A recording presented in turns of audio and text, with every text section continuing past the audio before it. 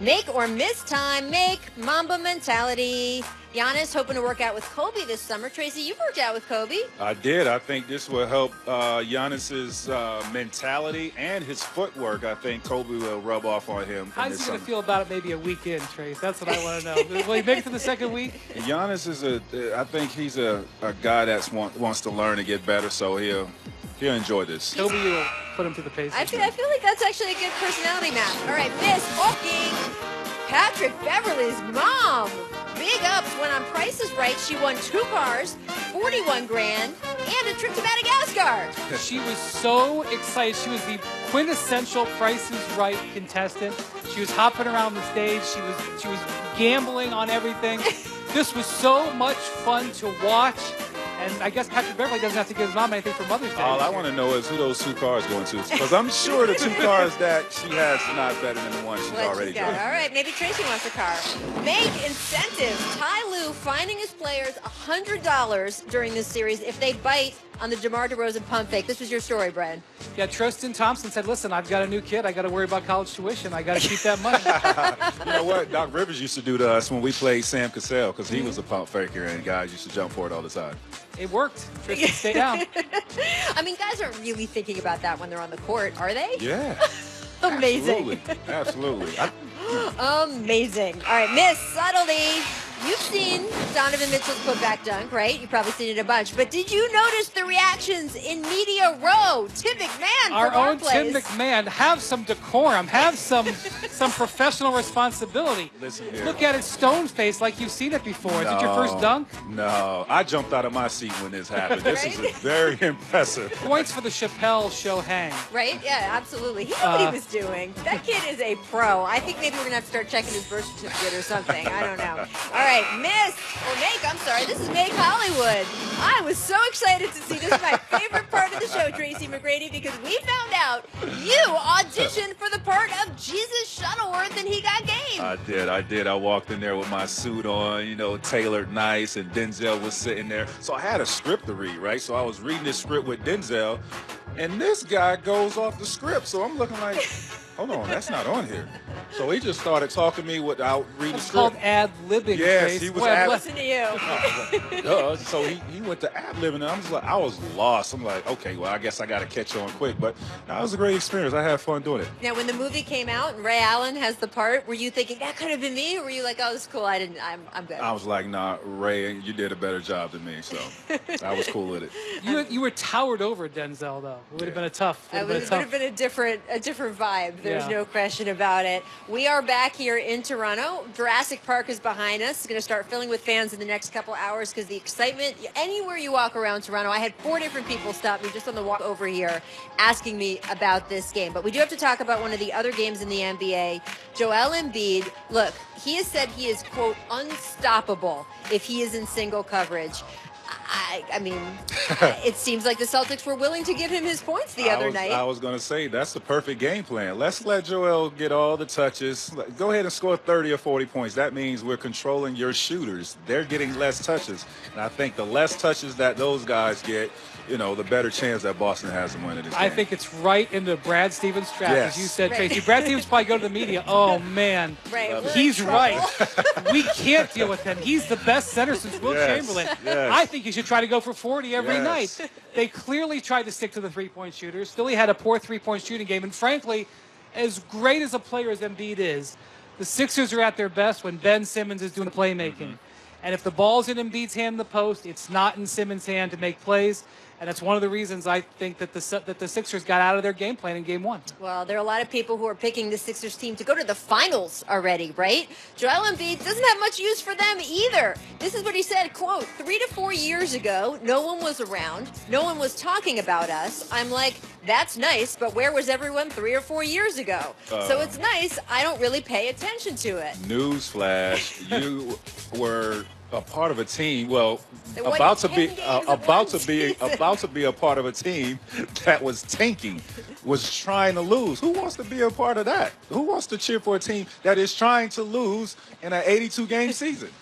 Listen, Joel, I know that you have a point here, but it works to be a popular player when you are bringing people into Embrace the Right, fans. right, Embrace right. If you want them to Don't have push some them out. sort of initiation to get in, something they have to do to show their love, I'm not saying you have to get a tattoo, but some sort of Sixers pledge that they could give, maybe you can suggest that. But welcome them in, Joel. Embrace the love. Don't shun it. I do actually have a question for you guys on this because I feel like, I mean, look, it's always been there. No one believed in us. That's a real rallying cry. I feel in the last year or two, though, this has been such an important thing for teams and definitely their fans. You hear it from Pacers fans right now. You hear it from Jazz fans. It's sort of like, isn't overachieving a good thing in sports? Isn't being the scrappy underdog fun? I don't know why it becomes such a rallying cry to the point of where once we did start recognizing how good the Pacers and Jazz really were, I had fans of those teams say to me, oh, yeah, right. Why are you talking about us now when you didn't talk about us? I'm like, when is it okay to start talking about you? I think this is a brilliant marketing campaign, but it really wasn't designed to be a marketing campaign. It was sort of like a natural-born marketing campaign, the process. Right. The Sixers didn't put the process up on their side of their building. Sam Hinkie mentioned it a couple of times. It started to take hold when Embiid put processing on his Twitter a handle, and that's where it came. It's really more than anything. It's a good rebuild, like many teams have had before, and many teams will have. It's a rebuild with great marketing. That's what it is. Joe, I mean, try being a part of a franchise where you have to actually build your fans from the ground up, like I was here in '97. Right. I mean, this is a hockey town, right? Yep. So when This we is had a parking lot, Tracy. It wasn't even a paved parking lot. It was gravel. when we had exciting plays in the Sky Dome, then Right. I mean, you heard crickets. Like Yeah. these guys didn't understand the game of basketball. So embrace your fans, my brother. Right. And Pacers fans, Jazz fans, everyone's with you now. Embrace that. Everyone thinks your teams are great. I think everyone should be happy. There we go. I want to talk about the Milwaukee Bucks, though, because they are hoping to interview Mike Budenholzer, the former Atlanta coach, also David Fizdale, Monty Williams, David Blatt, Steve Clifford. This is all from, of course, Woj has the list. Woj has everything first. And, I mean, look, this coaching job is kind of considered the best open one because you've got Giannis, right? No. Brian is saying no. It's not. Here's the issue with the Bucks job. 1 year from now, owner Wes Edens will turn control over to co-owner Mark Lazary. This is bizarre, by the way. And this is a thing within the coaching circles. This has been on the books for 5 years. It was all planned. It's part of the ownership agreement that they rotate who the primary lead owner is. That's right. Which so, is weird. And they've had a little bit of an issue. They had an issue with hiring the general manager last year. So a coach comes in. Yes, he gets Giannis. He knows that. But the coach doesn't 100% know that when the ownership thing revolves, whether or not that owner is going to be on board with him. Oh yeah, That's a big factor to these guys coming into this job, and that's something that the Bucks are going to have to alleviate when they have these interviews. It's going to be these candidates interviewing the owners about how is this going to work in a year? Are you who's sitting in the back of the room right now? When you sit in the front room, are you going to fire me? Like that's a legitimate question. So the pressure, the coach has pressure coming in immediately to win ball games perform. because things are going to shift manage-wise or ownership-wise. Well, who do you sell? Do you sell, the owner who's got the job now, or you sell the other owner, or you sell the general manager?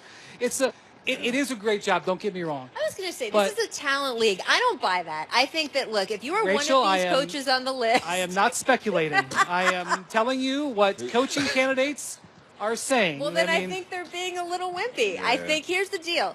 You get a head coaching job, and by the way, there's only 30 of them in the league. And some of these jobs that are open right now, these rosters are bleak. Coaching jobs are usually open for a reason. There are jobs that I wouldn't want those rosters, and I think it's going to be hard for these teams to fill them.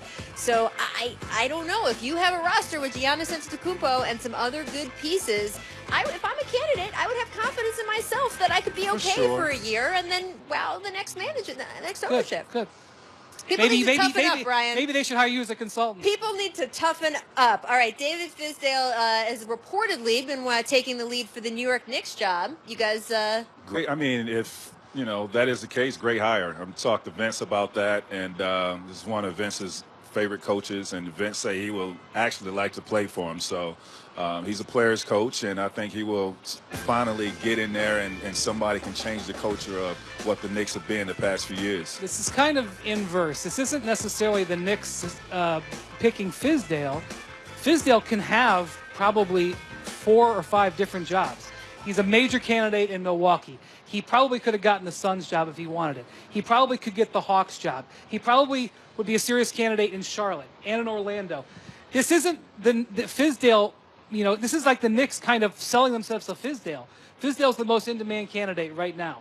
So the Knicks have competition here. All right. And if indeed he is their number one choice, they have to do some work to get that done. We'll have to see what happens. We will keep watching the coaching carousel. Coming up after this break, we are going to discuss whether LeBron wants to go full throttle tonight and if he will have the energy to go full throttle tonight. But first, we've got a distant replay for you. 1995, shout out Diesel, this date.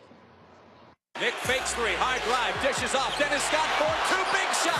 Rule out, no shot. Buffalo and the dunk, and the Magic have the lead with a vicious two-handed hammer.